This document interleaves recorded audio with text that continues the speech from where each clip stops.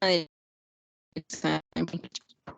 Ok, laboratorio de endocrinología. Vamos a revisar el tema de diabetes mellitus y trastornos de la tiroides. Dos de los temas muy frecuentemente tocados por la epidemiología bastante frecuente de estos en este rubro, ¿no? Tanto diabetes mellitus y trastornos de como hipotiroidismo e hipertiroidismo. Recordemos que la diabetes mellitus es una de las enfermedades no transmisibles, las cuales, cuyas complicaciones, tanto microvasculares como macrovasculares, son una de las principales causas de muerte, ¿no?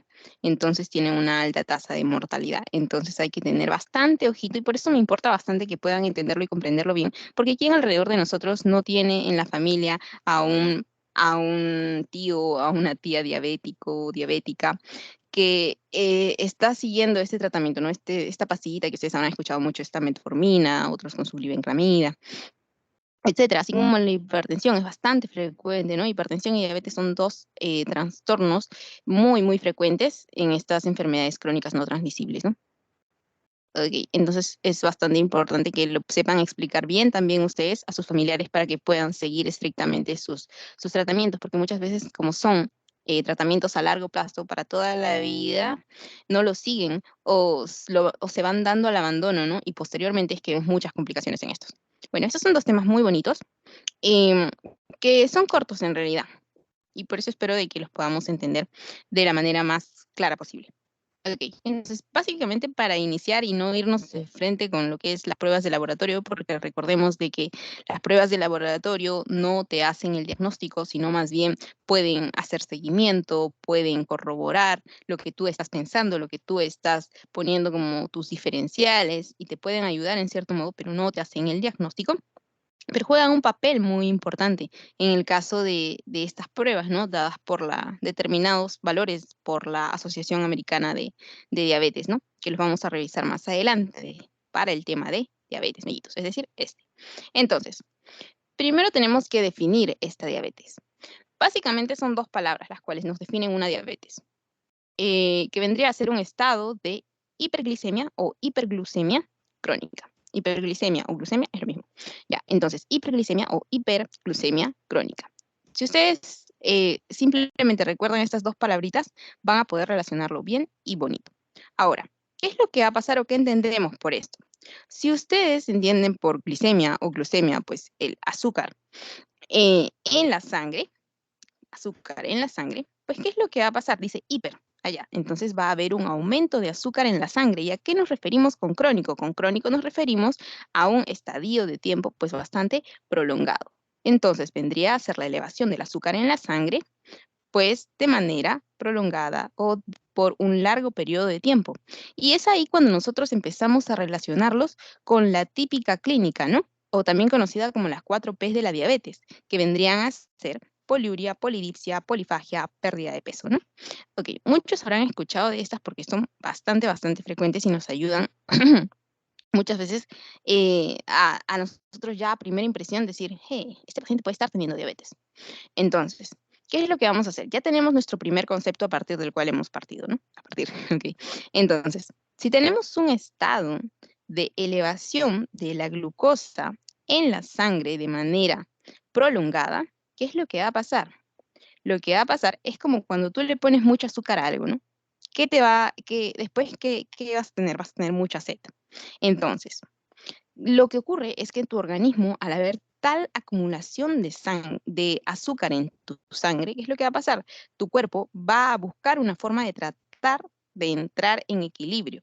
Entonces va a llamarte al consumo de agua, allá, un aumento de la sed. Ya esto se le conoce como polidipsia.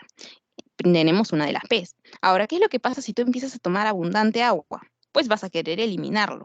Y lo cual es normal, pues, ¿no? Tú tomas más agua, vas a querer más ir al baño. Entonces tenemos nuestra segunda P en este caso, porque está siendo provocada por la primera, allá. Entonces tenemos polidipsia y poliuria. Ahora, ustedes dirán, pero Katy, ¿y por qué estas personas quieren comer más? Porque ahí dice polifagia, es decir, un apetito exagerado. ¿Qué es lo que ocurre? Recordemos que para qué nosotros consumimos alimentos, pues para poder obtener energía de estos. Pero recordemos que en estos estados de hiperglicemia crónica, hay una resistencia a la insulina. ¿Y quién es la insulina en este caso? En este caso, de esta manera gráfica, se lo estoy poniendo como la insulina, la cual es la llave, la cual le va a abrir en la célula, pues como una pequeña puertecilla, que en realidad vendrían a ser los transportadores de glucosa, los GLUT4 principalmente, pero en este caso simplemente a grosso modo les estoy diciendo que esta vendría a ser la llave que entre y de este modo la célula pueda obtener energía. Entonces, de este modo la célula puede realizar todo el metabolismo, todas las actividades metabólicas de nuestro organismo. Por todo, por todo nuestro organismo, literalmente. Porque si no, las personas que no tienen energía, ¿cómo están? Están todo letárgicas, todas cansadas, ¿no? Los cuales también están dentro de este circulito, ¿no? La fatiga, el cansancio. Entonces, ¿qué es lo que ocurre? Tenemos otro síntoma, otra manifestación de esta. Y si tú estás cansado, pues porque no está ingresando energía a tu célula, ¿qué es lo que ocurre? Lo que ocurre es que tus células van a empezar a enviar estímulos, de modo que tu organismo va terminando hambriento. ¿Por qué? Porque piensan tus células que tú no has comido porque ellas no están recibiendo esa energía. ¿Por qué? Porque hay una resistencia a la insulina. Entonces, ¿qué está ocurriendo? De que a pesar de que la insulina puede estar tratando de meter la llavecita para que entre la glucosa a la célula, esta no va a querer ingresar. Entonces, ¿qué ocurre? Pues, miren acá, supuestamente ese es el torrente sanguíneo y vamos a tener aquí los cubitos de glucosa, ¿no? Es decir, que vamos a tener esta glucosa elevada en sangre, básicamente, porque no está ingresando a la célula para obtener energía. Por ende, la persona resulta cansada, por ende resulta fatigada y también hambrienta. A eso nos referimos también con la polifagia o apetito exagerado en busca de que las células obtengan esa energía. ¿Ok? Entonces vimos cómo se han ido relacionando toda esta clínica. Entonces es muy importante esta parte, ¿no? Que nosotros tengamos todas estas, ¿no? Y pérdida de peso ya como producto del catabolismo. Y eso ustedes también ya lo van a ir revisando en sus diversos seminarios de medicina también. Pero se los estoy comentando también y no hemos ido de frente a las pruebas porque usualmente los doctores dicen, pero ¿por qué presenta poliuria? ¿Por qué presenta polidipsia? ¿Por qué presenta polifagia? ¿No? Y ustedes tienen que tener una idea más o menos de el porqué de estas, para que la puedan relacionar posteriormente con el diagnóstico, ¿no? Y también tenemos el tema de hoy, específicamente, ¿no? Que vendrían a ser estas pruebitas de aquí, determinadas por la Asociación Americana de Diabetes. Nosotros vamos a revisar la del 2020, que está más adelante. Entonces, vamos a por ello. Esto era lo que les había explicado con respecto a la insulina. Y ahora, ¿qué es lo que ocurre? Ustedes iban a tener que, así brevemente les voy comentando, de que hay un mecanismo dentro de nosotros por parte del páncreas endocrino, por parte de los islotes de Langerhans, en los cuales tenemos los tipos celulares alfa, beta, delta y también tenemos el polipeptido P, ¿no? Pero aquí tenemos un mecanismo contrarregulador. Este mecanismo contrarregulador va a estar dado por el glucagón. Y si aquí estábamos viendo estos cubos de azúcar en el torrente sanguíneo, es decir, niveles incrementados de glucosa en la sangre, hay un mecanismo fisiológico contrarregulador que vendría a estar dado por el glucagón, el cual va a estar sintetizado por las células alfa del páncreas, de los islotes del Langerhans en el páncreas. Y ustedes eso ya lo habrán estudiado en fisiología, ¿no? Y solamente como recordatorio debemos saber esto. ¿Por qué? Porque más adelante vamos a ver el porqué de esta elevación, ¿no? Entonces, miremos aquí. Rápidamente, solamente como recordaris, tenemos este mecanismo contrarregulador en el cual las células beta se encargan de esta liberación se encargan de esta síntesis de insulina para que luego estas, al ser liberadas, puedan disminuir los niveles de azúcar en la sangre. ¿Por qué? Porque ¿qué van a hacer con el azúcar? La van a meter dentro de la célula. Muy bien, pero ¿qué es lo que ocurre en estos estados de diabetes? Hay una resistencia a la insulina, ¿no? Entonces, ¿qué es lo que ocurre? Es que terminan los niveles muy elevados de glucosa en la sangre. Y es ahí cuando este azúcar no puede ingresar a la célula, es que tenemos a nuestro otro amigo, el contrarregulador, que vendría a ser el glucagón. Y este glucagón, ¿de dónde va a salir? Pues va a salir o va a ser sintetizado por las células alfa también de estos islotes pancreáticos. ¿Y qué es lo que hace? El glucagón pues va a encargarse de disminuir los niveles de azúcar en la sangre. Por eso nos referimos, si uno eleva y el otro disminuye, a eso nos referimos como un mecanismo contrarregulador. Muy bien. Y ahora, aquí, por ejemplo, ¿qué es lo que pasa si yo tengo el azúcar elevado en sangre? Lo que ocurre es de que esto va a ser captado por el páncreas, va a través de estos sensores, y van a decir, hey, el azúcar está elevado en la sangre. El páncreas entonces va a estimular la síntesis de insulina para que de este modo, con la insulina en todas las células empiece a abrir como una llave y puede ingresar la glucosa. Y de este modo, con la glucosa dentro de la célula, significa de que los niveles de azúcar en la sangre van a empezar a disminuir. Todo genial. Pero ya vimos que qué es lo que ocurre en los estados de diabetes, por ejemplo, en los cuales hay una resistencia a la insulina, o también puede ser por un defecto de las células beta, como estaba en el primer slide.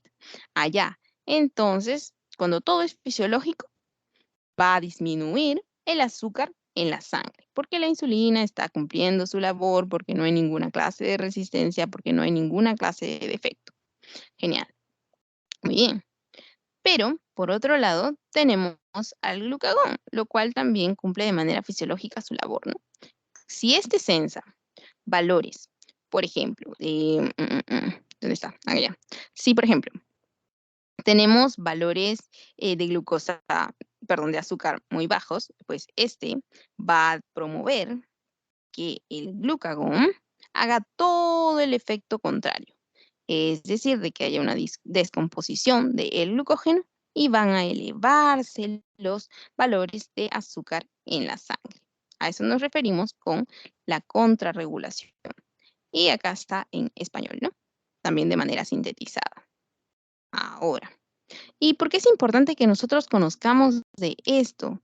Porque recordemos que, como ya lo he mencionado, la diabetes mellitus es una enfermedad crónica no transmisible con un tratamiento de por vida a largo plazo, con un tratamiento tanto médico, es decir, con pastillas, así como también con un tratamiento no farmacológico, es decir, con dieta, con alimentación. Y muchas veces estos tratamientos, al ser tomados por un largo periodo de tiempo, estos son saltados, estos son abandonados, son no controlados. ¿Y qué es lo que pasa si las personas diagnosticadas con esta enfermedad o aún así no diagnosticadas con esta enfermedad, pero que tienen la enfermedad de trasfondo, pues igual, al abandonarla, pueden empezar a sufrir consecuencias que pueden llevar hasta acabar con su vida? ¿Por qué? Porque recordemos que es un gran factor de síndrome metabólico, aparte también es un factor muy grande para daño endotelial, lo cual es muy, muy peligroso. ¿Por qué? Porque pueden tener complicaciones tanto macrovasculares como a nivel microvascular, es decir, puede afectar a arterias de gran calibre, así como también arterias de pequeño calibre o capilares también. Entonces, aquí tenemos, por ejemplo, las complicaciones microvasculares como la retinopatía, la nefropatía, la neuropatía. Ustedes han escuchado retinopatía diabética, nefropatía diabética, neuropatía diabética. Exacto, todas estas. Y las macrovasculares tenemos hasta ACVs, ¿no? Una de las principales causas de muerte en el mundo, el accidente cerebrovascular. Entonces tenemos accidentes cerebrovasculares, infarto cardíaco, isquemia de miembros y recordemos, ¿no? En el cual hay un gran daño endotelial. Entonces, eso es muy peligroso. Aparte, recordemos de que estas personas usualmente en la clase de diabetes mellitus tipo 2, estas personas no solamente presentan diabetes pues porque sí, sino más bien, así como la diabetes tipo 1, ¿no? No es idiopático, no es porque sus células beta en el islote de Langerhans se está destruyendo, sino más bien porque producto de un mal estilo de vida, ¿y qué es lo que acompaña esto? Muchas veces un cuadro de sobrepeso u obesidad, y eso también, pues, es un factor de daño endotelial. Entonces, eso va a condicionar probablemente, de acuerdo a la dieta que estos tengan, una aterosclerosis y probablemente va a haber mucho mayor daño vascular. Y es por eso de que estas personas tienen que tener un tratamiento bastante estricto y continuo, ¿no? Acá les dejo unos datitos si desean para que los lean. Esto lo saqué de un foro cuando estaba todo ordenado. Pero bueno, ya. Ahora aquí. Entonces, ¿por qué es importante? Ya lo explicamos. Los valores que nos deben importar a nosotros. Los niveles de azúcar en la sangre de manera normal o una normoglucemia vendrían a estar entre 70 y 100 en ayunas. Aún no se empujaron su juguito, ni su pancito, ni nada, ni su almuerzo, ni su cena. Ya. Es decir, de que en ayunas tus niveles de glucosa deben estar entre 70 y 100. Por arriba de 100 ya hablamos de una hiperglicemia, valores altos de glucosa en la sangre. Y por debajo de 55 ya estamos hablando de hipoglucemia. Hipo por abajo, hiper por arriba. Listo. Entonces, ya tenemos que una normoglucemia va de 70 y 100. Perfecto. Nada más. Ahora vamos a empezar a ver cuándo es que vamos a empezar a sospechar de un paciente o prediabético o diabético. Y también vamos a ver más adelante cuándo es que ya hablamos de diabetes mellitus per se. Entonces, ¿cuándo sospechamos de que un paciente es diabético? Habíamos dicho de que principalmente, como lo estaba explicando en las complicaciones micro y macrovasculares, habíamos dicho de que un paciente diabético, usualmente la diabetes mellitus de tipo 2, pues es producto de un mal estilo de vida, de una mala alimentación, como lo vamos a ver aquí, ¿no? Entonces es muy diferente de la de tipo 1, donde hay una autodestrucción de las células beta del páncreas. En la de tipo 2 es ya más factores como la alimentación, la falta de ejercicio, entre otros, ¿no? Y también otros factores de riesgo que vamos a mencionar más adelante, como el sedentarismo. Entonces, es ahí cuando tú debes decir, entonces, probablemente estos pacientes van a estar en un muy mal estado de alimentación, ¿no? Entonces, si yo sé de que el IMC normal va de 18.5 a 24.9, entonces, ya, un IMC mayor o igual a 25 ya me debe estar hablando de un sobrepeso u obesidad. Entonces, ¿por qué yo también relacionaría esto? Porque si una persona tiene sobrepeso o obesidad, probablemente es porque está consumiendo mayor cantidad de carbohidratos, mayor cantidad, por ejemplo, de almidón también, ¿no? Como papa, arroz, panes. Ya. Entonces, carbohidratos igual a mayor glucosa. Probablemente es ello, y no está acompañándolo de un estilo de vida saludable. Eso también juega un papel muy, muy importante.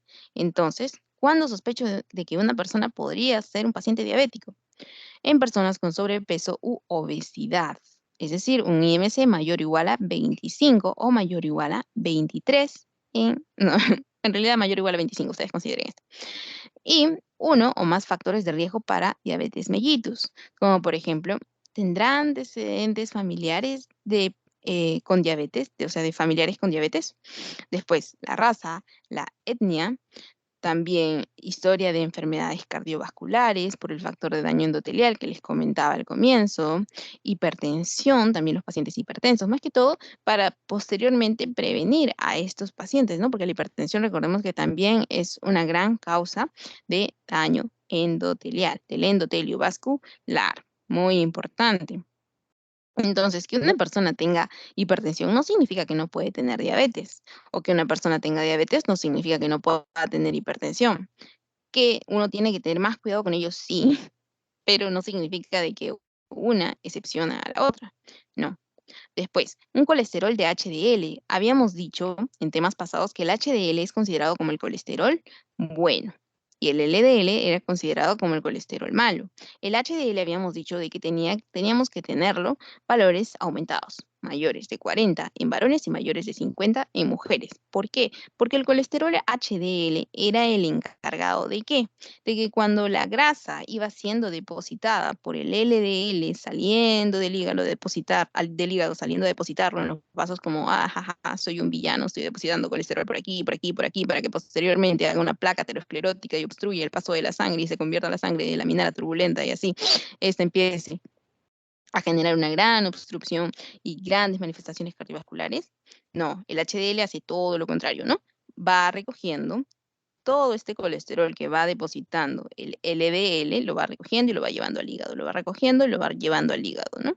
Obviamente, cuando ya está formada la placa aterosclerótica, esta HDL ya no va a poder hacer ello, ¿no? Aparte, si se está generando toda esta placa aterosclerótica, como ya lo habíamos visto en el tema de triglicéridos, si ya se ha generado esta gran placa, pues el HDL no va a poder hacer mucho. Y probablemente es porque el HDL se encontraba en valores muy, muy bajos, ¿no? Porque recordemos que había algo conocido como el factor de riesgo lipídico.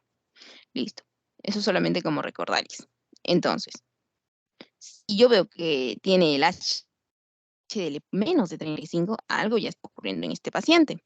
¿Por qué? Porque probablemente la alimentación no está siendo adecuada. Está consumiendo probablemente más grasas, pero malas. Después, los triglicéridos mayor a 250, habíamos dicho que tiene que ser menos de este valor. Mujeres con síndrome del ovario poliquístico, también ténganlo en cuenta. Y por factores hormonales, la inactividad física también. Y la inactividad física, lo cual está relacionado pues con el estilo de vida de los pacientes. Entonces, debemos recordar en estas qué es lo que va a ocurrir. Que nosotros, al igual que en factores de riesgo cardiovascular, tenemos factores de riesgo modificables y no modificables. Dentro de ellos, los que podemos modificar, aquí dentro de aquellos que nosotros podemos generar un cambio, nosotros podemos tomar acción en estos, son los modificables. El sobrepeso y la obesidad, el sedentarismo, pues convirtiéndote en una persona más activa, más deportista o más en movimiento, pues esto va a ser modificado, ¿no? Aquellos en los que podemos intervenir son considerados los modificables. Ahora, también había visto de que en una pregunta que les había puesto en un pretest, ustedes habían marcado hipertensión como no modificable. No todos, algunos de ustedes habían puesto como no modificable, pero en realidad la hipertensión arterial sí es un factor, sí es considerado como un factor modificable. ¿Por qué? Porque recordemos que tú, al tomar tus medicamentos, al seguir un control, pues ya estás tratando de modificar esta enfermedad, ¿no? Son fármacos modificadores de la enfermedad. Estás tratando de llevar un control de esta enfermedad. Después, al igual, eso también ocurre con la hipertrigliceridemia. Después también factores dietéticos, tú también puedes intervenir en estos. Eh, la inflamación también, bueno, la alimentación tú también la puedes cuidar. ¿Qué más? El HDL, consumiendo los ácidos grasos buenos también, como palta, aceite de oliva, la trigliceridemia con las estatinas. Bueno, aquí cuidando tu alimentación cuando estás en embarazo. Después, bueno, esos ya los hemos visto. Ah, ya, y el síndrome metabólico, porque en el síndrome metabólico, ¿qué es lo que va a incluir? El síndrome metabólico en realidad es un conjunto alrededor de 5 entidades, como por ejemplo la diabetes mellitus, la hipertensión arterial, la obesidad central, y todas estas están en base a qué? A un desorden en el estilo de vida de la persona, muchas veces parte de ahí, y se empieza a desencadenar múltiples patologías, pero a partir de qué? De que pues no empiezas a controlar correctamente tu actividad física, tu alimentación, lo cual es lo más básico, ¿no? Listo. Y los no modificables, tú no puedes cambiar tu edad, tú no puedes cambiar tu sexo, tú no puedes cambiar tu historia gestacional, tú no puedes cambiar por ejemplo, la raza, entre otros. Tampoco, en este caso, aquí están considerando el síndrome de ovario poliquístico, ¿no? Ahora, aquí debemos recordar como otro factor de riesgo para desarrollar la diabetes vendría a ser tener una edad mayor de 45 años, porque a partir de esta edad, cada año se tiene que empezar a hacer esta prueba, ¿no? Como lo vamos a ver más adelante. Listo. Ah, bueno, y acá ponen hijo de más de 4 kilogramos al nacer, pues por justamente lo que está relacionado a bebés macrosómicos, ¿no? Una gran historia también relacionada al síndrome metabólico. Muy interesante. Listo, esto ya lo vimos. Y ahora aquí. Entonces, si ya hemos visto de que era normoglucemia de 70 a 100, ¿cuándo yo pensaré en un estado de prediabetes? Ah, perdón. Tal vez no les había dicho de que mm, así como tenemos un estado de diabetes, va a haber un estado antes de la diabetes per se. ¿Por qué? ¿Qué es lo que hay entre el colegio y la universidad? Para muchos de ustedes, para muchos de los jóvenes, ¿qué hay? Una pre, ¿no? Una institución preuniversitaria. Ya. Al igual aquí también, antes de la diabetes va a haber este estado. Este estado de prediabetes es un estado en el cual los valores aún no son indicativos de diabetes. Entonces, según la Asociación Americana de Diabetes, tenemos aquí el diagnóstico de prediabetes, o bueno, tenemos los criterios diagnósticos para prediabetes. Y habíamos dicho de que lo normal era hasta 100. Entonces, una glucosa en ayuno, es decir, una prueba de azúcar en la sangre, cuando aún no has comido nada, entre 100 a 125, solamente yendo un poquito más allá del margen de normoglucemia, porque tenemos normoglucemia, prediabetes y diabetes. Y después les muestro un gráfico también. Entonces, va a ser prediabetes, porque está de 100 hasta 125, yo ya digo prediabetes. Ahora, ¿qué es lo que pasa si yo le hago al paciente una prueba de glucosa?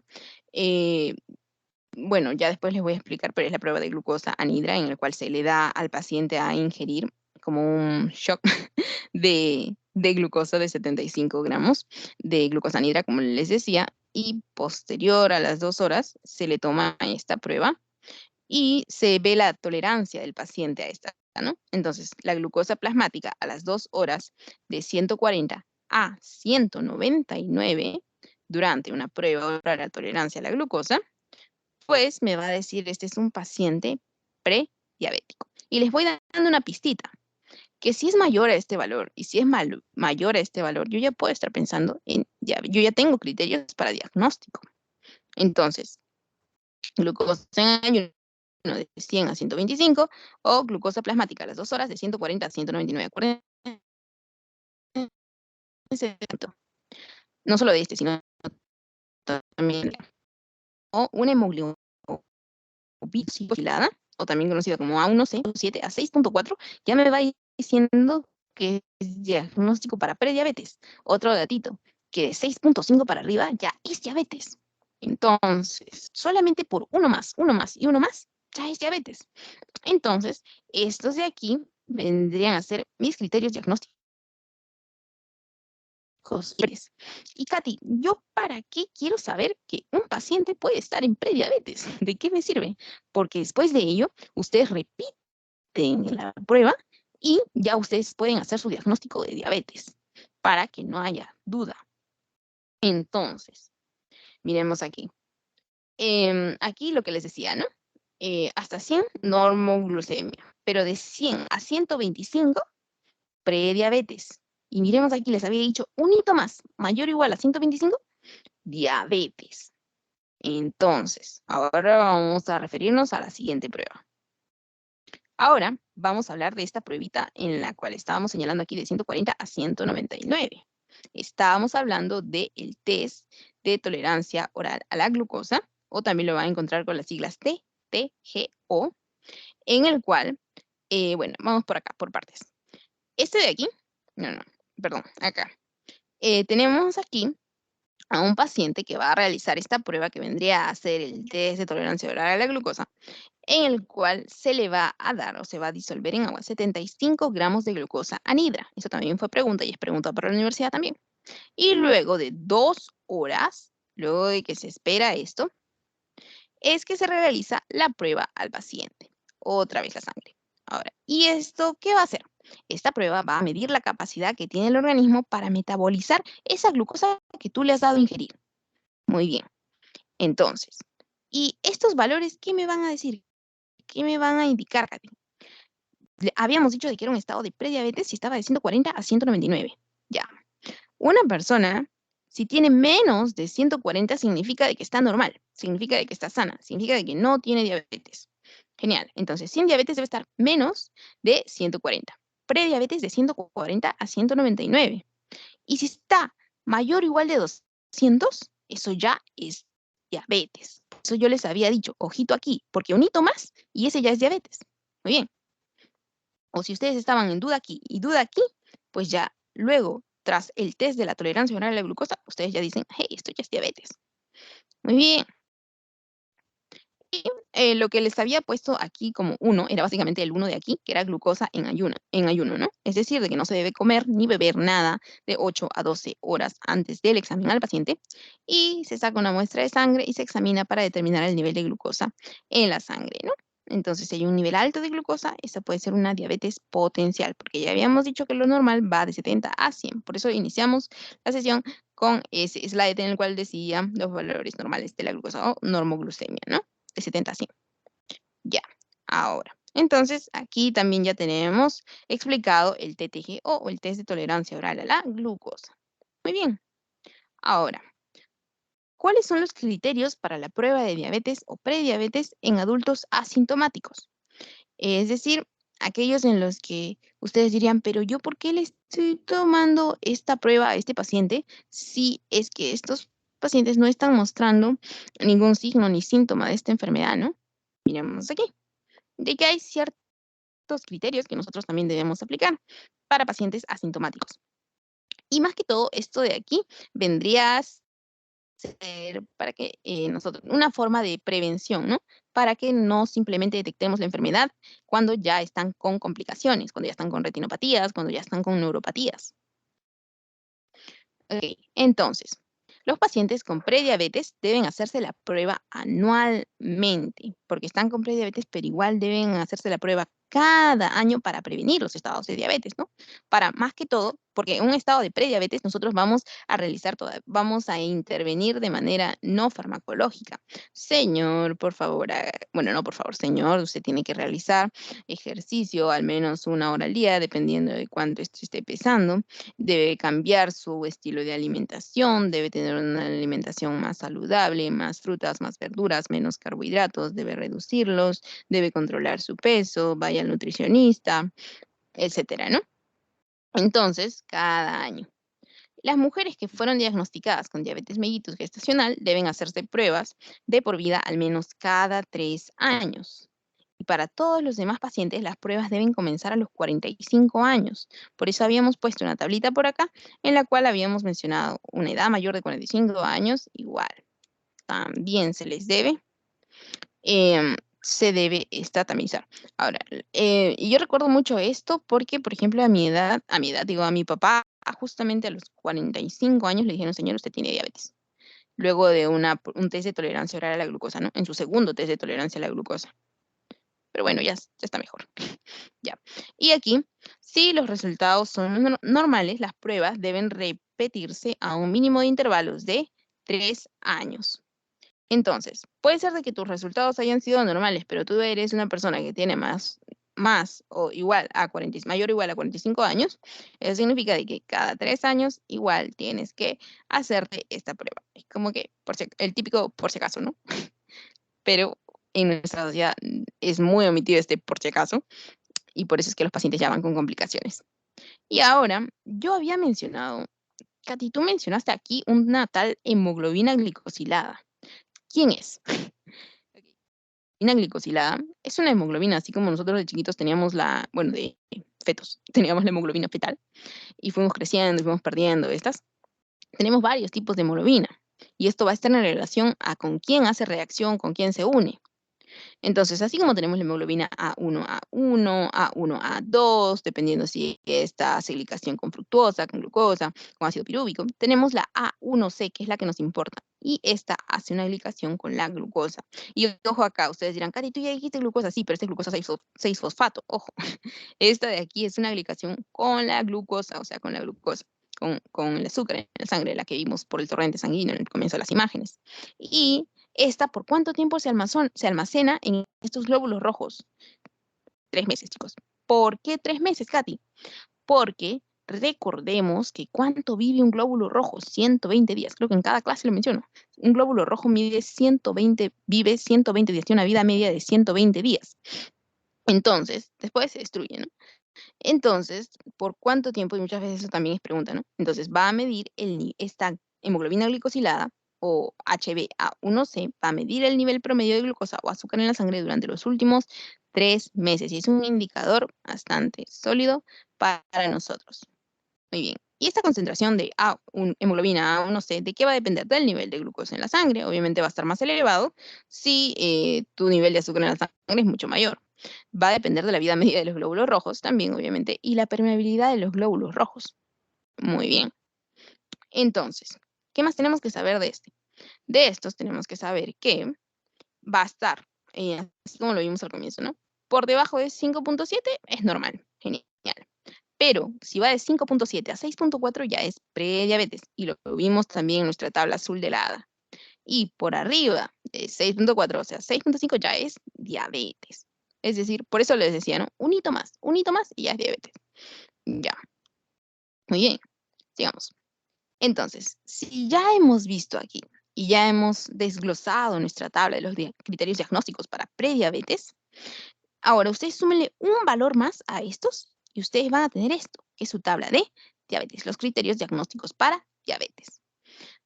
Eso significa de que, así como habíamos dicho de que teníamos, por ejemplo, la etapa de colegio, universidad, colegio, pre y universidad, ¿no? Ya tenemos un estado de normo, tenemos un estado de pre y tenemos un estado de ya la enfermedad per se, ¿no? Entonces, si en el anterior, en la prueba de glucosa en ayuno, después de 8 a 12 horas en las cuales el paciente no ha consumido nada, tenemos un valor mayor o igual de 126. Y miremos aquí, otra vez lo que les decía, no haber ingerido, no haber tenido ingesta calórica en las últimas 8 horas, ya, mayor o igual a 26, diabetes. Eso ya es criterio para diabetes. Muy bien, ahora, ¿o qué tal si yo le hago esta? La glucosa plasmática a las 2 horas. Ya les dije, 75 gramos de glucosa disuelta en agua, glucosa nitra. A las 2 horas, ¿cuánto me da? Mayor o igual de 200 miligramos por decilitro durante una prueba oral de tolerancia a la glucosa. Ya, entonces, si acá teníamos de 140 a 199 y acá yo decía prediabetes, un hito más y este ya es diabetes. Muy bien, ahora, o si tenemos una prueba de hemoglobina glicosilada o A1C mayor o igual de 6.5, teníamos nuestro semáforo SOTE por acá. Acá está, 6.5, diabetes. Esta prueba debe realizarse en laboratorios certificados, ya, eso es otra cosa. Listo. O pacientes con síntomas clásicos de hiperglicemia o crisis hiperglicémicas con una glucosa al azar mayor o igual de 200. Ya. Entonces, obviamente si está haciendo acá una crisis hiperglicémica, ya, pero el punto, eso lo van a ver en medicina, pero el punto aquí son estos tres, son los que ustedes tienen que recordar. Aparte, igual acá nos está diciendo, ¿no? Una crisis hiperglicémica con una glucosa al azar mayor o igual de 200. Muy bien. Y eso básicamente sería el tema de diabetes. Así súper sencillo. Y dice, en ausencia de hiperglicemia inequívoca se requiere para el diagnóstico 2 resultados de pruebas anormales de la misma muestra o en 2 muestras de pruebas separadas, si se hacen duda.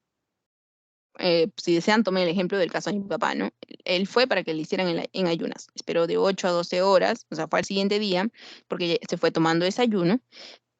Y al siguiente día ya no le hicieron la de en ayunas, o sea, porque no, si se fue tomando desayuno ya, al siguiente día le hicieron la de en ayunas, porque se fue sin comer nada, y al siguiente día, porque vieron que los resultados estaban, le generaban un poco de duda, porque dijeron, hey, es una persona activa, ¿qué ocurrirá?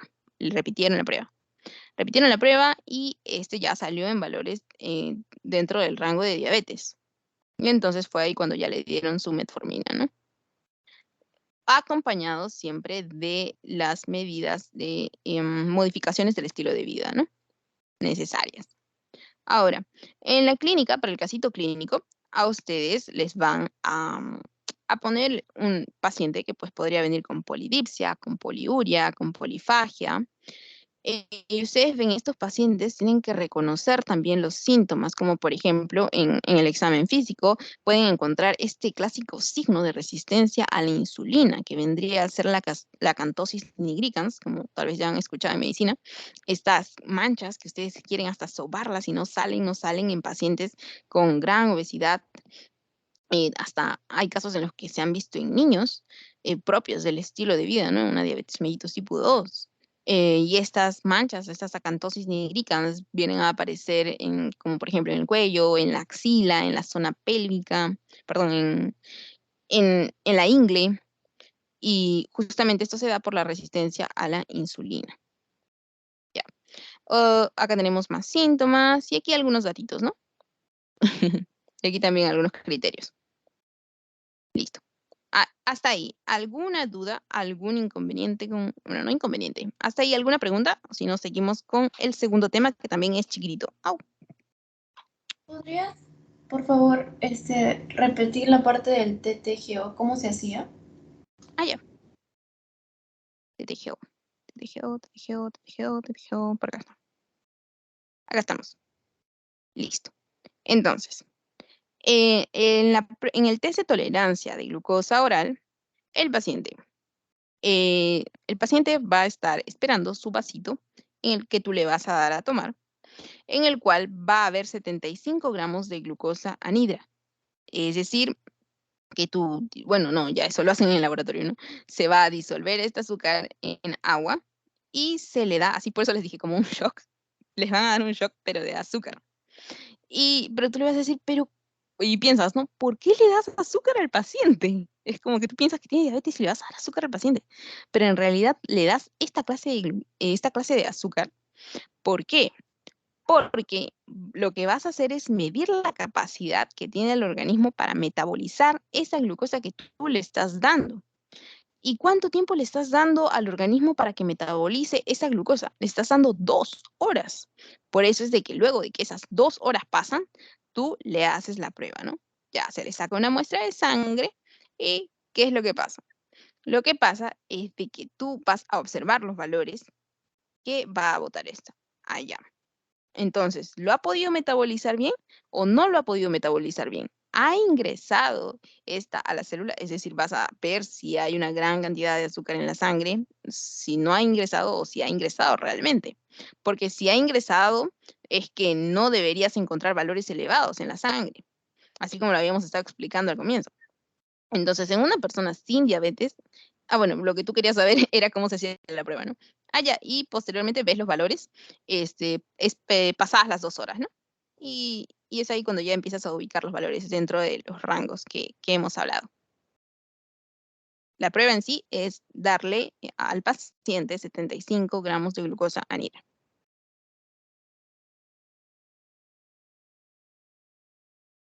¿Sí? ¿Respondí tu pregunta o no? Sí, sí, gracias. Ya, genial. Entonces, bueno, si nadie más tiene otra pregunta, entonces vamos a pasar al siguiente tema, el cual también es chiquito, es chiquitico, que son trastornos de la tiroides. Aquí vamos a ver hipotiroidismo e hipertiroidismo. Uno por defecto y otro por exceso. Vamos a darle. Ok, entonces, este de aquí también es muy, muy frecuente y más adelante les pongo un slide en el cual está mencionado, ¿no? De que tanto la diabetes mellitus como los trastornos de la tiroides son dos patologías endocrinológicas muy frecuentes en nuestra sociedad. Entonces, vayamos a por ello. Ok, para entender esto, estos valores de estos términos de hipotiroidismo e hipertiroidismo, esta es la base. Entonces, rápidamente les voy comentando de que aquí, a nivel central, vamos a tener nosotros la liberación, bueno, vamos a tener a la hormona liberadora de tirotropina. Entonces, esta hormona liberadora de tirotropina es la que va a llegar a estimular en el hipotálamo, ¿no? Es la que va a llegar a estimular a la hipófisis. Y a nivel de aquí se va a empezar a liberar a la hormona estimulante de la tiroides. Para que al final, ¿quién secrete T3 y T4? Pues la tiroides. Entonces, de aquí a aquí va a salir un estímulo. Y de aquí a aquí sale otro estímulo. Es como cuando ustedes no quieren hacer algo, pero, no, mal ejemplo. Cuando su mamá les manda a hacer algo y tú le mandas a hacer algo a tu hermanito menor. Ya, entonces aquí ves como una serie de estímulos, como una serie de órdenes que vas mandando. Es así. Este le manda una orden a este y este manda una orden a este. Pero recordemos que aquí hablamos de liberación y de acá de estimulación. Entonces, elementos que van a entrar a tallar, así hablan, ya no diciendo el ejemplo de mamá, hermano y hermanito, sino más bien hablamos de una regulación a nivel primaria y a nivel central. También debemos recordar que, si bien es cierto, a nivel de aquí se da la secreción de las hormonas tiroideas T3, T4, las órdenes y los estímulos vienen a nivel central, de acá arriba. Eso quiere decir de que las alteraciones, tanto por exceso o por defecto, también pueden encontrarse aquí. Quiere decir de que si hay una sobreestimulación, puede haber un aumento de secreción, así como si no hay ese estímulo, va a haber un déficit también de esa secreción, ¿no? En este caso de las hormonas. Y eso es lo que nos importa a nosotros para saber ante qué clase de defecto estamos. Porque usualmente lo que nos mandan a reconocer es si este es un defecto primario o es un defecto secundario, para saber si yo tengo que actuar a nivel de aquí o tengo que hacer una corrección a nivel de aquí.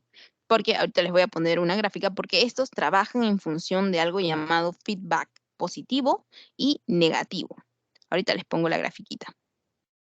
Bueno, aquí un poco de data antes de irnos a los gráficos. La tiroides se encuentra ubicada en la parte delantera del cuello, rodeada parcialmente de la tráquea. Se encarga de la producción de hormona tiroidea, la cual es indispensable para la regulación de la función de todas las células del cuerpo humano. Ojito aquí, ojito con esto, con lo del metabolismo celular. ¿Por qué? Porque si hay un exceso de estas, tú vas a resultar, pero con una cantidad de manifestaciones, son muy llamativas y son muy relacionables, así que las vamos a entender. Y al igual que por defecto, también todo se va a ir a la baja. Puede llegar a haber un hipermetabolismo en el caso de un hipertiroidismo, así como un hipometabolismo en el caso de un hipotiroidismo. Así como también, bueno, esto ya era lo que hemos comentado, una deficiente concentración de hormonas y hipotiroidismo. Una excesiva concentración de estas y hipertiroidismo. Y acá me dice, las alteraciones de la tiroides son las segundas en frecuencia del sistema endocrino después de la diabetes mellitus, ¿no? Lo que les comentaba. Muy bien. Listo. Aquí está nuestro querido eje. Y con este lo van a entender mejor. Aquí tenemos el eje hipotálamo, hipófisis, tiroides. Este de aquí tenemos el hipotálamo, acá tenemos la hipófisis y acá tenemos la tiroides. ¿Y por qué lo tenemos así? Porque este de aquí trabaja en una serie de estímulos, ¿no? Y como va en cascada, es que uno puede llegar a inhibir al otro por este feedback negativo, así como puede ser positivo también. Entonces, esto va así. La hormona liberadora de tirotropina va a generar estímulo a nivel de la glándula pituitaria. Y la glándula pituitaria, a través de la hormona estimulante de la tiroides, le va a decir a la tiroides, porque estos llevan mensajes entre ellos, y la hormona estimulante de la tiroides a nivel de la glándula en el órgano, es decir, a nivel primario, porque está en el órgano, lo repito, es de que va a empezar a secretar tanto T3 y T4, tetraiodotironina y triiodotironina. Listo. Entonces, si yo ya tengo aquí la secreción de ambos, de modo que estos ya van a poder ejercer acción a nivel de corazón, hígado, hueso, sistema nervioso central, en todo el metabolismo del cuerpo, entonces nuestro organismo ya tiene lo que necesita, ¿no? Entonces, ¿qué es lo que pasa? Estos de aquí van a enviar un estímulo negativo, feedback negativo. ¿Hacia dónde? Hacia el hipotálamo y hacia la pituitaria.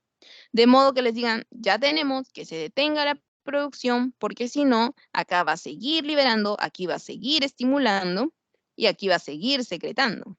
Porque si esto sigue en cascada, pues si no hubiera este estímulo, esto se seguiría dando y terminaríamos con muchísimas más hormonas tiroideas. Pero nosotros sabemos de que nuestro organismo trabaja en equilibrio, en homeostasis. Entonces, ¿qué es lo que va a pasar? ¿Estos qué tienen que hacer? Tienen que hacer un feedback negativo. Muy bien, y ese modo detienen la producción. Entonces dice, ya no voy a liberar más tirotropina, ya no voy a liberar más hormona estimulante de la tiroides y ya todo cesa. Y si otra vez necesita feedback positivo, ya no hay, y se dice, hey, ya no hay que sintetizar más. Vamos a estimular más, voy a sintetizar más. O sea, acá y acá. de modo que aquí termine secretando. Listo. Por eso nos referimos con el eje, a eso nos referimos con el eje hipotálamo, hipófisis, tiroides. Recordemos que aquí, si hay un defecto a este nivel, el defecto es primario. Si hay un defecto a este nivel, es secundario o central. Listo. Muy bien.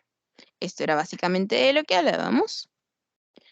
Recordemos que al final T4, la mayor cantidad de T4 pasa a convertirse a T3 y esta ya viene a ser la forma activa para poder realizar el metabolismo a nivel de corazón, hígado, hueso y sistema nervioso central.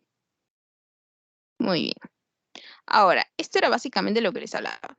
Si hay un exceso de estas hormonas, pues va a haber un aumento del metabolismo basal, va a haber un hipermetabolismo. ¿Por qué? Pero antes de pasar a ello, solamente decirles de que no solamente crean de que como la tiroides, así este órgano tan chiquitito que tenemos aquí, tan, tan, tan, esta pequeña glándula, ya, no significa de que solamente tiene acción a este nivel. No, en realidad su función vendría a darse a nivel cardiovascular, a nivel de la motilidad intestinal, a nivel de la respiración, también a nivel cerebral. Múltiples funciones cumple nuestro organismo. Entonces, ¿qué es lo que pasaría? ¿Qué es lo que pasaría ante su exceso o ante su defecto? Y lo podemos relacionar de este modo. Plop. Ahora, ¿qué pasó? A ver, tomemos el ejemplo de un hipermetabolismo, por si acaso. Por ejemplo, entonces, en un hipermetabolismo, ¿qué es lo que va a pasar? Todo va a estar aumentado. Ya no va a estar a su nivel basal, todo va a estar aumentado. Va a aumentar tu frecuencia cardíaca, va a aumentar la fuerza de contracción cardíaca. Entonces vas a presentar, por ejemplo, temblor, las palpitaciones, taquicardia. Vas a presentar también una respiración mucho más aumentada. Vas a presentar irritabilidad, vas a presentar insomnio, ya no vas a poder dormir por justamente este hipermetabolismo que estás viviendo. Aparte también, bueno, que en realidad por alteraciones en tu organismo. También, esto va a deberse también a que va a haber una aceleración en la función cerebral, porque vas a estar más activo, más despierto. Va a haber mayor ansiedad por justamente ese estado de hiperactividad. Y si tú, y en la parte, ¿no? de aumento de la motilidad intestinal, eso quiere decir de que ya tú estás comiendo normal, pero tienes un peristaltismo acelerado. Eso quiere decir que estás más rápido tu peristaltismo y por ende está digiriéndose más rápido, el alimento digiriéndose más rápido también y por el hipermetabolismo y al final vas a terminar evacuando mucho más rápido, ¿no? Entonces, eso va a conllevar, puede conllevar a un aumento de posiciones y por ende al adelgazamiento, ¿no? Por eso decían que Gigi Hadid tiene hipertiroidismo, lo cual lo cual también relacionaban con su peso, que eso le ayudaba, decían. Entonces, y también, obviamente, como aumenta tu metabolismo basal, es que vas a ser intolerante al calor, vas a presentar sudoración también, porque es como que tu temperatura está elevada por el hipermetabolismo. Y ven qué bonito se va relacionando. Hey, si yo sé que las hormonas tiroideas actúan a nivel de la frecuencia cardíaca y actúan a nivel de la fuerza cardíaca, y esta persona está sintiendo palpitaciones, está sintiendo temblor, está sintiendo todas estas manifestaciones cardiovasculares por exceso, entonces yo tengo que decir, ¿pero qué? ¿A qué más lo tengo que relacionar? Y empiezo a ver, tiene una hipermotilidad, se ve adelgazada, ha perdido peso. ¿Qué más? Se encuentra muy irritable, no ha podido dormir, se encuentra ansiosa, se encuentra temblorosa, y luego ya la ven con esta triada, ¿no? En el cual ven el exoftalmos, y todo ello pues les va indicando, les va diciendo, hey, esto es hipertiroidismo. Entonces, aquí, manifestaciones de hipertiroidismo, la ansiedad, la irritabilidad, el insomnio, las palpitaciones, la sudoración, la intolerancia al calor, el adelgazamiento, el temblor, todo esto debido a la acción tiroidea. Y por otro lado, en el hipotiroidismo es la otra cara de la moneda. Si en el hipertiroidismo había un exceso del metabolismo basal, aquí va a haber un déficit del metabolismo basal. No déficit, sino más bien todo va a enlentecerse. Todo va a ir mucho más lento. Y por ende también todo va, o sea, es como que lo contrario. Si aquí estabas ansioso, estabas irritable, acabas de estar letárgico, van a haber alteraciones de la concentración y de la memoria, los latidos cardíacos van a estar disminuidos, tu vaciamiento gástrico va a demorar más también, porque va a haber estreñimiento y retención de líquidos, porque mientras que en uno había un hiperperistaltismo, en el otro pueden llegar al estreñimiento también, porque su metabolismo es más lento. Después, coloración pajiza de la piel, también puede haber ganancia de peso. Y, ¿qué más tenía que resaltar acá? Allá, la intolerancia al frío y la piel seca también, ¿no? Mientras que acá tenían una piel sudorosa y tenían intolerancia al calor por el hipermetabolismo, que va en el hipertiroidismo, aquí tienen la intolerancia al frío, la piel fría y seca. ¿Por qué? Por el hipotiroidismo.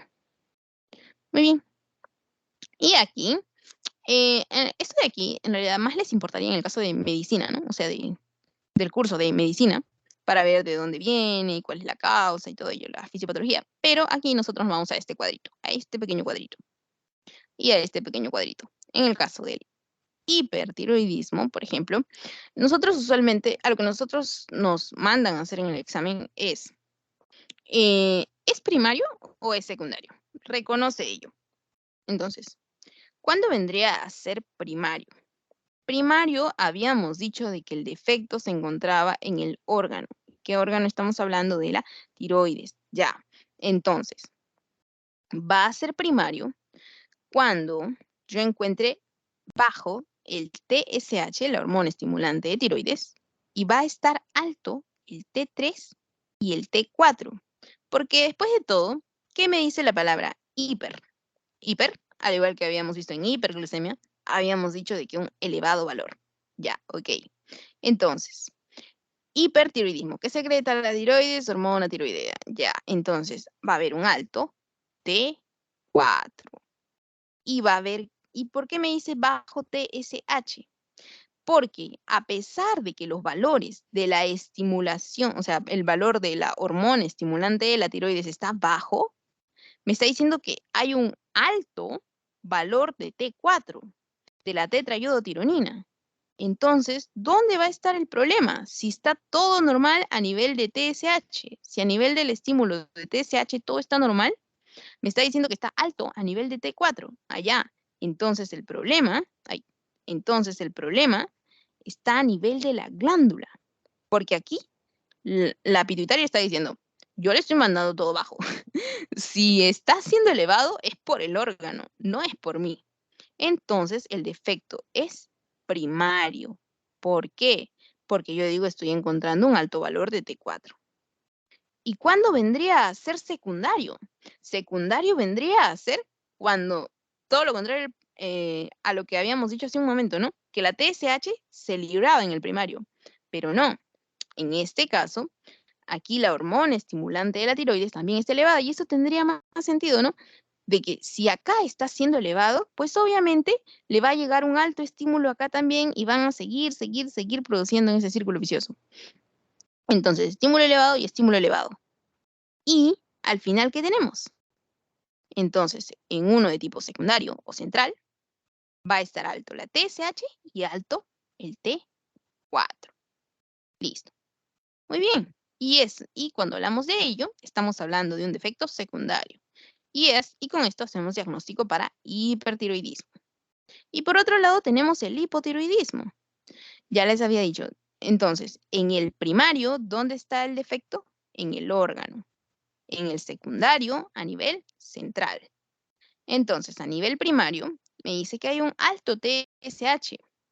Si hay un alto TSH, otra vez, TSH está diciendo, la hormona estimulante de la tiroides, por la pituitaria está diciendo, yo estoy enviando estímulo, estoy enviando a esta TSH. Yo estoy diciéndole que estimule a la tiroides.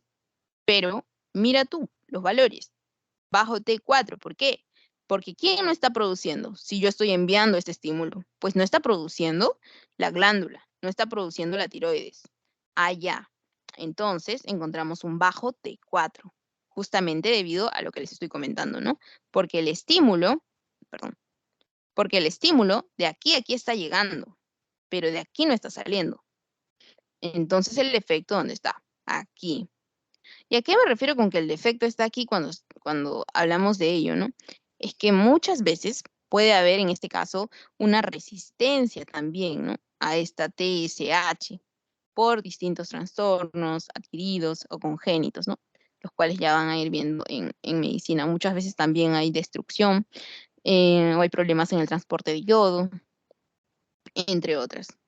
Entonces, em, en un trastorno primario, pues entonces en un hipotiroidismo primario, lo que encontramos es un alto TSH y un bajo T4. Y vemos de qué, dónde estaba el trastorno, dónde estaba el problema, en el órgano. Mientras, en el órgano, pues, o sea, en la tiroides. Y secundario, si tenemos un bajo TSH y un bajo T4, lo cual tiene sentido también, porque si yo no estoy enviando un correcto estímulo a la tiroides, entonces ¿cómo la tiroides va a poder sintetizar T3 y T4? Entonces, ¿qué es lo que ocurre? De que si no tenemos el estímulo del hormona estimulante de la tiroides tampoco puede secretar T4. Y eso pues tiene sentido, ¿no? Porque si no hay el estímulo de aquí, no hay estímulo de aquí. Es como que aquí no hubiera estímulo, ¿va a haber ese estímulo? Tampoco, ¿de dónde va a venir? Si acá no hay estímulo, si acá tampoco habría estímulo y por ende acá tampoco habría estímulo. Por eso decimos que esto ya corresponde a lo central. Por eso les decía que es bastante relacionable este tema. Entonces a eso nos referimos con si hay un bajo TSH y un bajo T4, hipotiroidismo secundario. Entonces, aquí voy a ver a la gente sobreviviente. Somos 15. Ok. Entonces, preguntita. ¿Dónde estaba el defecto en un hipertiroidismo primario? ¿Dónde estaba, chicos, el defecto? ¿A nivel de dónde? En la glándula tiroidea. Muchas gracias. Tenía miedo. Ok, muchas gracias. Ok, pero la próxima quiero escuchar algo así fuerte a todos. El defecto está en la glándula tiroidea. Y si es secundario, ya está a nivel central. Está a nivel de la pituitaria o nivel del hipotálamo. Ya para medicina, ustedes les van a decir, ¿no? No sé si ahora o si les habrá enseñado la doctora Vargas. Ella solía decir, ¿no? De que aquí es un efecto secundario. Perdón, que aquí el defecto es secundario y aquí el defecto es terciario. Porque también puede haber algún defecto, de modo de que no hay esta hormona tirotropina, y si no hay tirotropina no va a haber la hormona estimulante de la tiroides, y tampoco habría pues hormona tiroidea. Pero en este caso solamente estamos tomándolo de manera general y diciendo de que aquí el defecto es central. Y bueno, luego de ello, espero que por favor lo hayan entendido, si no podemos volver a repetir y después de que continuemos, ¿no? Bueno, en estudio de la función tiroidea como cribado. ¿En quién se va a hacer esto? Bueno, principalmente, bueno, como estaba en el slide al comienzo, es una enfermedad que afecta mayormente a mujeres más que a hombres, a 10 hombres más que mujeres, algo así. No, perdón, a 10 mujeres más que hombres, mencionaban al comienzo. Y miremos aquí. Entonces, ¿quiénes son nuestros pacientes con factores de riesgo? Mujeres mayores de 50 años, ambos sexos a partir de los 60 años, porque puede afectar a ambos, alteraciones previas de la función tiroidea, bocio, cirugía o radioterapia cervical, también relacionado, enfermedades autoinmunes, es decir, en el cual hay una destrucción propia en, en nuestro organismo, ¿no? Eso es bastante bonito e interesante ese tema, se los van a explicar en medicina, porque aquí tampoco quiero como que darles una explicación fisiopatológica de todos los procesos por los cuales estas podrían producirse. Em, también mencionarles de que, les iba a mencionar el ejemplo, ¿no? De que en, ustedes dirán, Katy, tu familia tiene de todo, no, pero tenía una tía que empezó, ella siempre decía, ¿no? Yo tengo problemas con la tiroides, no, antes de que le diagnosticaran que tenía problemas con la tiroides, ¿no? A ver, les voy a poner un ejemplo. Mi tía viene una paciente y les dice, no tolero el calor, no lo tolero, estoy sudando siempre y siempre quiero ir al baño. ¿Cómo y voy al baño? ¿Cómo y voy al baño? Y aparte, es como que siento palpitaciones, siento latigazos. Y por las noches no puedo dormir. Y a veces siento ansiedad. ¿Ustedes qué pensarían? ¿En un hipertiroidismo o en un hipotiroidismo? O en diabetes. ¿Hipertiroidismo o hipotiroidismo? ¿En qué pensarían ustedes?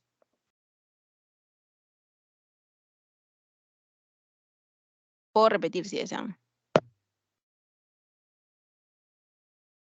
Vamos, chicos, estamos a un paso de terminar este slide. Una persona olvidé decir la edad de mi tía. Mi tía tiene 50 años. 50 años, con una intolerancia al calor bárbara. Decía que se metía al frigider, con palpitaciones, con latigazos. Y no estaba teniendo un IMA. Después también decía que no podía dormir, tenía insomnio. Y comía y se iba al baño, comía y se iba al baño. ¿Tipo? Después también... Hipertiroidismo. Sí, muchas gracias, Francesca.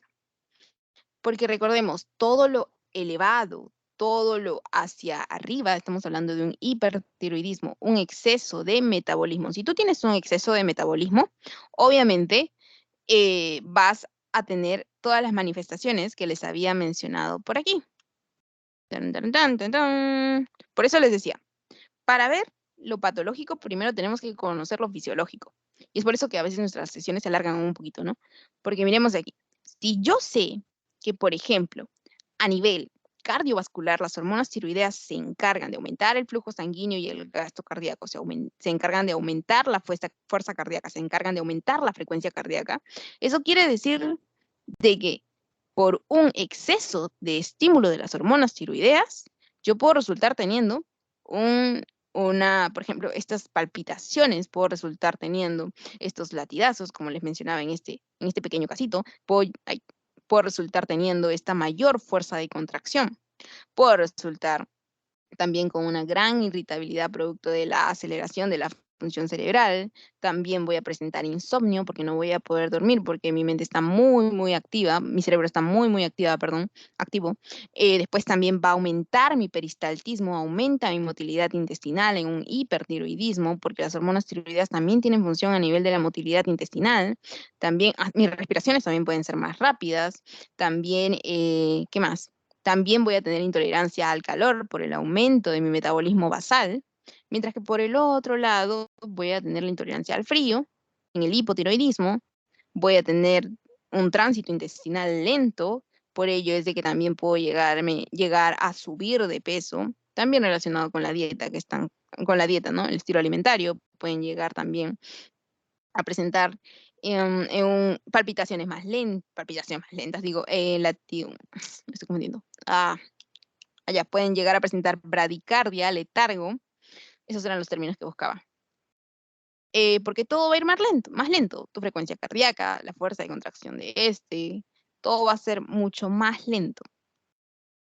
Muy bien. Aquí está. Estas diapositivas se las voy a pasar, no se asusten. Listo. ¿Qué más estábamos comentando aquí? Ya.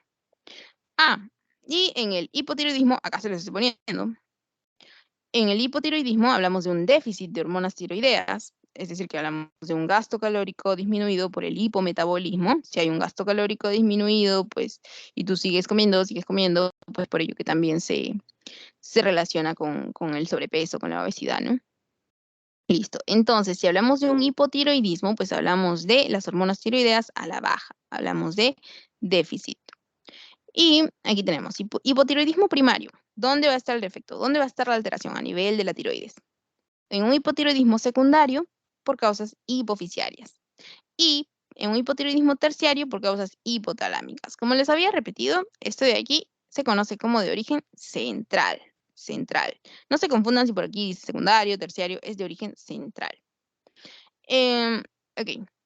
Y acá les pongo, ¿no? En algunos casos de resistencia periférica a la acción de las hormonas tiroideas también puede ser. Entonces, aquí hay una tablita donde dice hipotiroidismo primario, hipotiroidismo central, eso ya lo habíamos definido. Y aquí en hipotiroidismo subclínico, ustedes estarán como que, ¿qué rayos es subclínico? Con subclínico nos referimos a que tienen la alteración, pero no se demuestra, pero no se proyecta, no se manifiesta con signos ni con síntomas.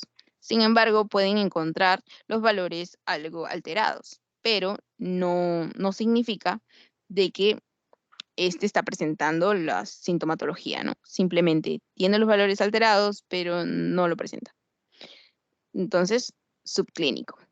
Es básicamente lo que habíamos comentado, al igual en el anterior slide, en este. Pero bueno, si desean lo vemos otra vez. Entonces, si ya hemos dicho de que en el hipotiroidismo hay un déficit de hormonas tiroideas, aquí T4, T3 en el primario, ¿cómo va a estar? Disminuido. Ok, en el hipotiroidismo central, obviamente también ambos van a estar disminuidos porque el estímulo viene de arriba. Si no hay acá, no hay acá. Ya. Y en el primario, ¿qué es lo que va a pasar? El defecto está aquí, a nivel de la glándula tiroidea. Pero a nivel del estímulo de la hormona estimulante de la tiroides, sí va a ser enviado por parte de la pituitaria. Este está siendo enviado, entonces los valores van a estar elevados, van a estar normales. Pero estos son los que van a estar disminuidos. Y si el hipotiroidismo es central, ¿qué es lo que ocurre? El defecto está aquí, de modo que probablemente no se está enviando esta hormona, no se está enviando esta hormona estimulante de la tiroides y por ende la glándula tiroidea tampoco puede sintetizar. Es como que a ti te manden a comprar pan y no te dan plata. Entonces, tú no puedes comprar el pan. Al final, ¿vas a traer el pan? No. En palabras más sencillas. Listo. Y eso sería con respecto a eso. Pero aquí, ¿qué es lo que ocurre? Aquí vamos a ver de que en el subclínico no va a haber manifestaciones de estos. Esta tablita me gustó, por eso se las puse. A lo que ustedes usualmente les preguntan es en hipotiroidismo primario y central, no tanto el subclínico. Pero igual, por si acaso, por acá se los pongo. Y les pongo que en subclínico se aplica la afectación no sintomática o al periodo en el que esta no es manifestada, ¿no? Probablemente le pueden hacer seguimiento para ver si esta al final se logra manifestar o no. Y aquí les pongo un pequeño resumen chiquito, en el cual les pongo por ser, les hablo del primario, ¿no? Y les pongo por ser la tiroides, quien secreta TSH, por ello es primario. ¿Qué? Tiroides, no. Ah, ya está bien, está bien. Por ser la tiroides la que aquí en este caso está afectada, ¿no? En el primario. Pero yo me quedaría con esto. Listo. ¿Alguna duda, alguna pregunta, chicos? Vamos a ver a los sobrevivientes. Ok. ¿Alguna duda, alguna pregunta? Si no, pasaría a pasarles el post-test, si ya todo está claro. Espero que todo esté claro, si no, pueden preguntarlo ahorita.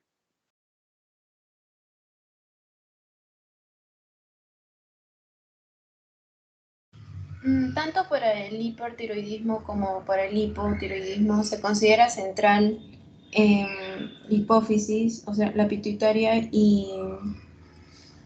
Ajá, sí, es lo mismo, porque el eje va a funcionar pues para la tiroides, ¿no? Porque el eje viene del hipotálamo, le manda la orden a la hipófisis y la hipófisis a la tiroides, porque el estímulo está saliendo al final directamente para la tiroides, porque a pesar de que la TRH esté enviando el estímulo, al final quiere que el estímulo llegue hacia la tiroides, porque no le dice, oye, que haya hipo, que haya hiper. En realidad, eso ya viene por defectos o bien a nivel primario o bien a nivel central, como acá, ¿no?